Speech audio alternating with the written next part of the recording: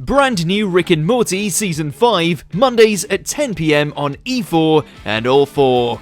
Sorry, I lash out sometimes. I don't know why I do that. Welcome to WatchMojo UK, and today we're counting down our picks for the top 10 times Rick Sanchez was a terrible dad. Take it easy, Morty. Come on, just relax. Because Ricks hate themselves the most. Give me a break. He is a selfish, irresponsible ass, and he left my mother. For this list, we're going to be looking at times the smartest man in the universe was a scumbag father figure. From being an absent father to Beth, to destroying his grandchildren's future. What was your favorite scene where Rick was a jerk to his family? Any we missed? Don't be shy and let us know in those comments below. Number 10. The save button.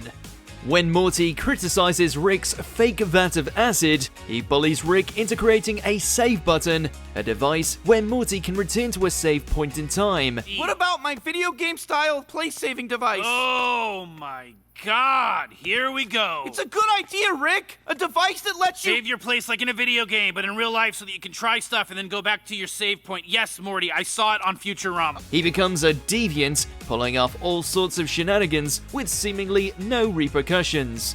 Rick reveals that with each press of the button, a Morty from another dimension would be eliminated and replaced by the one we know. It wasn't so much a do-over as it was isolating a moment in time, splitting your probable selves, and shunting you into a near-duplicate, equally probable reality, transporting you into it at the moment of parallel determination. Rick merges all these relatives, making a single Morty responsible for everything done while using the save button. An angry mob forms against Morty, and his only way out is with a fake vat of acid. It's really amazing the level of pettiness Rick will sink to when his ego is bruised in order to prove a point. God damn it! Say the vat is good. The vat is good. Kiss the vat. Number 9. Leaving his foster children. It's no surprise that Rick is a bit of a player, but nobody expected him to get it on with a planet. Despite Rick avoiding Gaia's calls, Beth makes him take responsibility for his potential children. I am not letting you abandon those kids like you abandoned me. Oh my god. We're going to see this baby mama right now. What, like literally now? Yes, now. That's an order. They even help Rick's children create a successful civilization. Turns out, however, that a godlike being called Reggie is the father. After a fight breaks out between Rick and Reggie, it's revealed that neither really cares for the kids. Sheep, just keep the city, okay? My daughter and I built that thing. It's important to her. No, bro. I'm a Zeus. I can literally do anything. Think I'm gonna hang around and raise kids? On one hand, Rick wants to preserve what he's created with Beth. On the other, he abandons Gaia and her children after Morty and Summer accidentally kill Reggie. In the end, Rick is more concerned about any potential revenge Gaia may exact in the future. I mean, Guy is not gonna raise those guys to hunt us down, right? Oh, most definitely. I put a tracker on their ship. I'll blow it up if they come anywhere near me. That's pretty cold. Number 8. Traumatizing His Family. Shows tend to glorify these amazing escapades that characters go on. But when you think about it, a lot of mental scars come from these events. Rick forces his family to do countless atrocious things, but perhaps the worst of it was when he got Morty a dragon. Bleed here and here. I'm not co-bleeding. Under authority of our treaty twixt the realms of dragon and man. Oh my god, it's my first gay wedding. Summer! I hereby bind this noble serpent and rider at the soul. Admittedly, he didn't want to get him one, but once Rick bonds with Balthramar, he inadvertently involves his kids in essentially the dragon version of doing the dirty. Why are you still doing it? Why does it feel better now? I hope it's not because you're watching, but don't go anywhere. It's not even subtle. Rick and his grandkids get involved in a, well, how can we say this? Group soul bond? Not only is it traumatizing to even do this with strangers, but even more so with your granddad. Wait, hold on. There's gotta be something else in here. There's gotta be another way. Just give me a second. I haven't read all this yet. Oh my god. It's played for comedic effect, but it's pretty out there. Number 7. Involving his families in his crimes. If you want to go and make yourself a fugitive, the least you could do is not involve those closest to you. During the wedding squanches, we learn that Rick and his pals are wanted by the Galactic Federation. Everyone here is under arrest for crimes against the Federation! As a result of moving in and bringing his family into the insanity that is his life, Rick has put everyone at risk, which results in them having to find another planet to live on. Yeah, about going home? We can't. Ever. Wait, What? what? Oh, these guys are looking for us now. Earth will be swarming with them. Without Rick's involvement, the family might even be able to call the fire department when they need to. Don't Just worry, relax. Jerry, we called the fire department. You know they won't come here anymore. Realistically, if he cared enough, he would try to separate his two lives, at least to make sure they don't get in trouble because of his actions. Number 6, Fruipyland. We all know that Rick was an absent father. It's the biggest motivator behind most of Beth's actions. Are we ever going to stop paying for indulging your father, our children, our planet, our jobs? While he supplied her with plenty of ridiculous toys, including her own safe play world called Fruipyland, it was essentially there to distract her while he was off doing other things, reinforcing her toxic traits. This is a nightmare.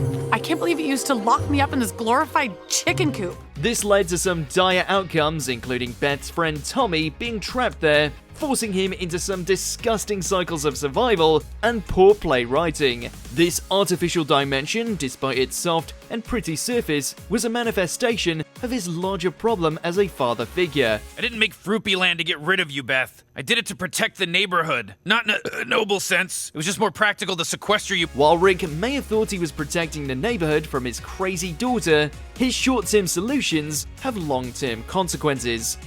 Number 5, removing Mortys Memories. Imagine if half the life you lived you couldn't remember because someone else was too insecure to handle it. Yeah, don't read into it, Morty. That's what happens when you beat Rick in chess, catch him saying something wrong, or he makes a mistake. Morty's memories have been removed countless times by Rick or at his request, which is pretty dreadful. This, Morty, is my archive of all the experiences you've begged me to remove from your life, lest you go insane. I call them Morty's Mind Blowers. He's also used it on Jerry in the past, so who knows how many people, including Beth and Summer, he's mind-wiped.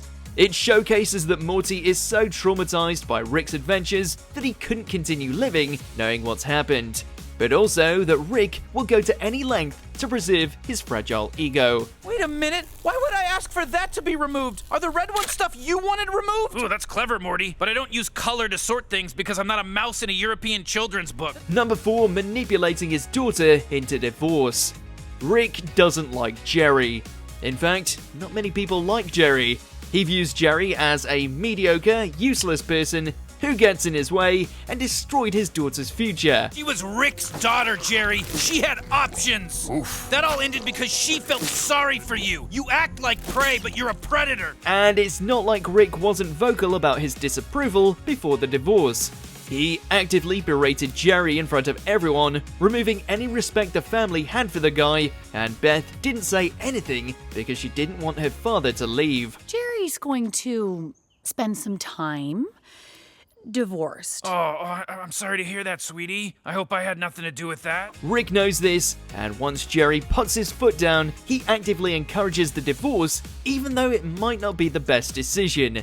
Rick isn't just passively bad influence, he actively tries to manipulate other people for his benefit. To live is to risk it all. Otherwise, you're just an inert chunk of randomly assembled molecules drifting wherever the universe blows you. Oh, I'm sorry, Jerry. I didn't see you there. How much of that did you hear? All of it. You were looking right at me. Number 3, avoids therapy.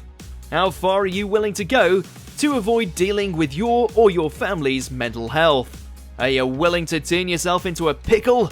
Because Rick is. We have an appointment downtown that was set a week ago and agreed upon by everyone, including you. Oh my God, Beth. Oh, it totally slipped my mind. After falling into the sewer, fighting off rats, creating an exoskeleton, destroying an entire compound, and fighting Jaguar, he's still reluctant to go to therapy with his daughter. Pickle Man, it's too late for me to tell my daughter I love her, but not for you. Oh, well, no, she knows. I mean, we don't really buy into that kind of crap. It's discussed that no matter how much Beth denies it, he is the cause of everyone's erratic behavior. While he may be the smartest man alive, he'll bring himself to the brink of death to avoid dealing with his issues, hurting everyone around him. But as Doc Wong puts it, he's the source of his problems, and only he can be the solution. The only connection between your unquestionable intelligence and the sickness destroying your family is that everyone in your family, you included, use intelligence to justify sickness. Number 2, abandons his family. No matter the dimension, Rick has abandoned his family. Just take the Citadel of Ricks, where it seems like countless versions of himself have moved from their reality to build a life in the company of themselves, no matter how depressing it ends up being. All your lives are lies! Don't you get it? They told us we were special because we were Ricks, but they stripped us of everything that made us unique! We know how you feel. We're working stiff Ricks just like you, but our assembly line is justice. When Morty gives into his hormonal teenage needs and gets Rick to make a love potion, the flu season makes it contagious, bringing out some uncomfortable behavior. Oh crap! Rick accidentally Cronenbergs the entire world, so instead of fixing it, he travels to another dimension and slots him and Morty in their dead counterpart's place. The worst, or best thing, is that the previous world's Jerry, Beth, and Summer realize that with him gone, they're much happier. Mom! Dad! Summer! Number 1, cloning his daughter. Rick can't make hard decisions, and that, in itself, leads to some pretty horrendous decisions. I know what I want to do. I want you to decide. What? For once in my life, I want you to decide, Dad. Do you want me to stay here and be part of your life, or do you want me to leave? When Beth has a heart-to-heart with her father, asking him to choose if he wants her to stay or leave, he can't make the choice. So instead, he clones his daughter, making it so he will never know who the real Beth is. He also puts a bomb in both their necks, meaning he could have killed his real daughter. Well, you didn't want to go, and I thought, okay, that's cool. But then I thought, well, you know what would be even cooler? Is a space daughter. So I made one, and I put a bomb in her neck in case she ever came back. It shows that Rick is ultimately a broken person who irreversibly changed the lives of everyone around him and actively puts them in danger, making him a pretty terrible dad. Oh, dude, no. Bad father all the way to the max over here. Brand new Rick and Morty Season 5, Mondays at 10 PM on E4 and All 4.